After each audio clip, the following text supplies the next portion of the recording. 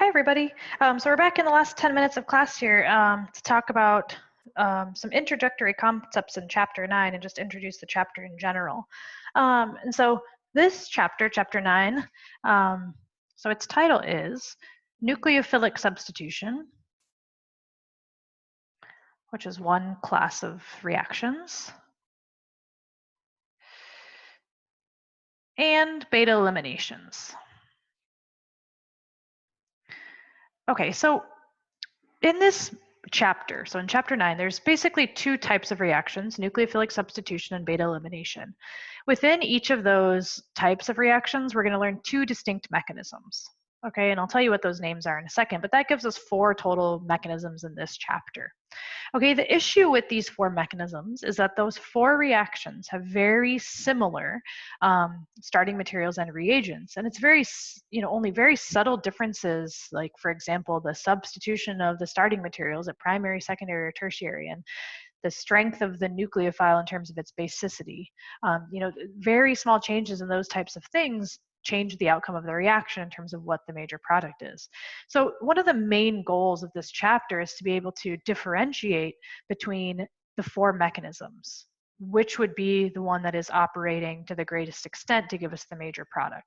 Okay, so I always say that we're going to play a fun game, which is, at first we're going to compare the 2 substitution reactions, and then in the end we'll have all 4 reactions in total, the 2 substitution and the 2 elimination reactions.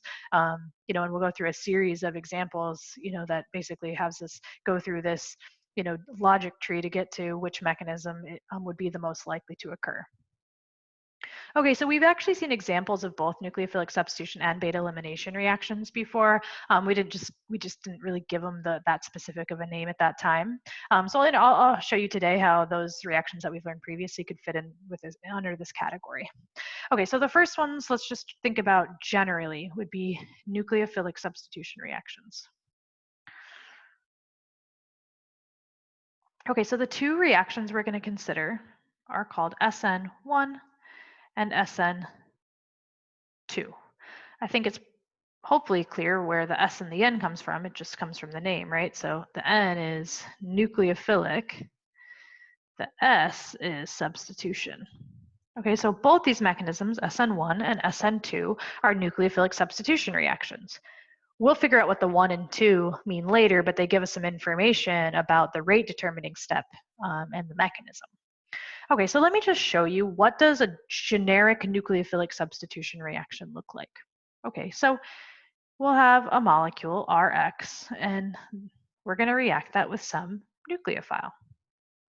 Okay, and I'll just abbreviate these things all now because depending on what the specific, electrophile and nucleophile are, that might change the various reaction. Okay, and so some other things we could have here, solvent. So there's various conditions that we can alter here. Okay, so we have our electrophile, and we have our nucleophile. Okay, so both SN1 and SN2 have to have a nucleophile and an electrophile. The mechanisms by which we go by under SN1 and SN2 are different, but they look the same and we don't have any other specifics about the reaction. Okay, and so what we're going to do in this reaction is we are going to replace this X group, okay, which we call the leaving group, and I'll write that out in a second, with the nucleophile. Okay, so we're doing a substitution with the nucleophile where the nucleophile is displacing the leaving group. Okay, so this would be our product of the reaction, our substitution product. And then this X minus is what we call our leaving group. Okay, and generally this leaving group needs to be a stable anion. Okay, and we'll talk about that relevance as we look at the mechanism.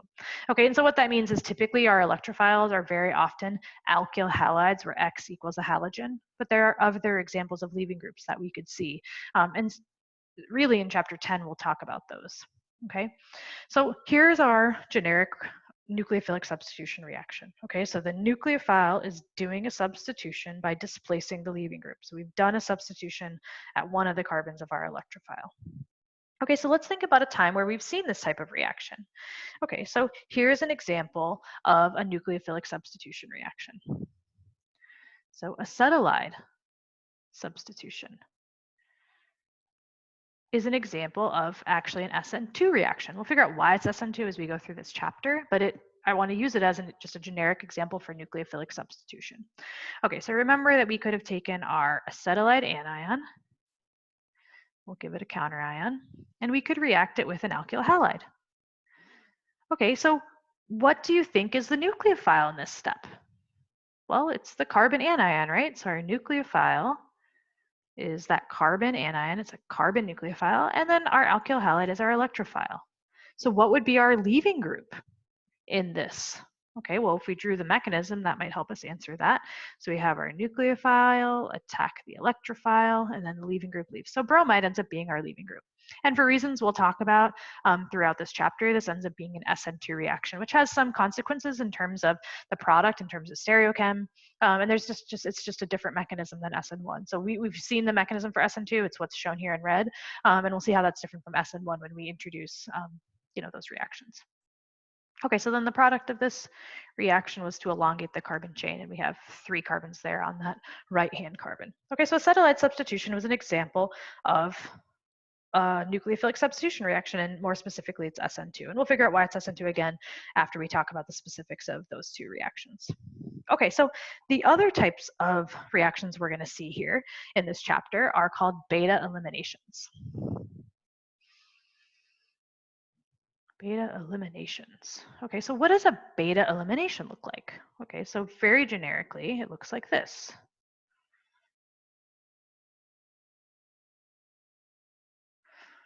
Where we react some base and we eliminate HX from our molecule to get to an alkene. Okay.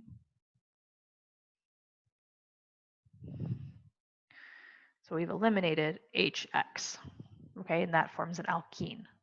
Okay, so what we're seeing, I want you to kind of look at the beta elimination starting material. So if X is a halogen, then this is an alkyl halide, just like the starting material of an SN1 or an SN2 reaction.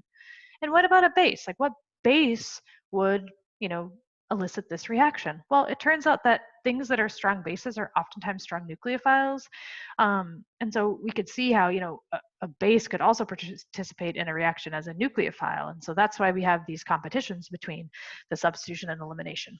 Oh, and I forgot to write up here, what are the 2 beta elimination mechanisms? So that's going to be E1 and E2. Okay, so E standing for elimination. The 1 and 2 actually are referring to the same thing as SN1 and SN2, the 1 and 2. And we'll see that it has to do with the rate determining step once we look at the mechanism. Okay, so these are the 4 reactions we're going to cover in this chapter: SN1, SN2, E1, and E2. So at the end, that's our goal, to be able to decide between those 4 reactions, giving a starting material and some set of conditions. Okay, so last thing I want to do today as it relates to this material is let's think about an example of a beta elimination reaction we've seen before. Okay, so is there a time that we've treated an alkyl halide with a base and formed a pi bond? Sure, right? So an example of that would have been double dehydrohalogenation, right? So an example would be double dehydrohalogenation. Okay, so that was where we took a dihalide.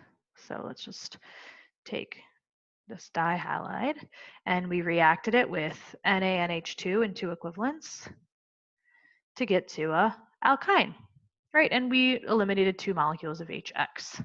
Okay, so double dehydrohalogenation that we learned in chapter 7 is an example of an elimination reaction. Okay, and this one specifically is an E2 mechanism for reasons that we'll talk about throughout this chapter. But we've seen some of the fundamentals of these reactions. We just haven't classified them as E1, E2, SN1, SN2. Okay. All right. So that's all I'm going to talk about today. What we'll do on Wednesday in Wednesday's lecture is I will talk all about the SN2 reaction, what makes it an SN2 reaction, and I'm not sure how long that will take. So we might also have time to then introduce SN1 and start to think about the competition between the SN1 and the SN2 reaction and how we could tell them apart based on the starting materials and the reagents. All right, well, I will see you guys all on Wednesday, or talk to you guys all on Wednesday. Hope you have a good rest of your day.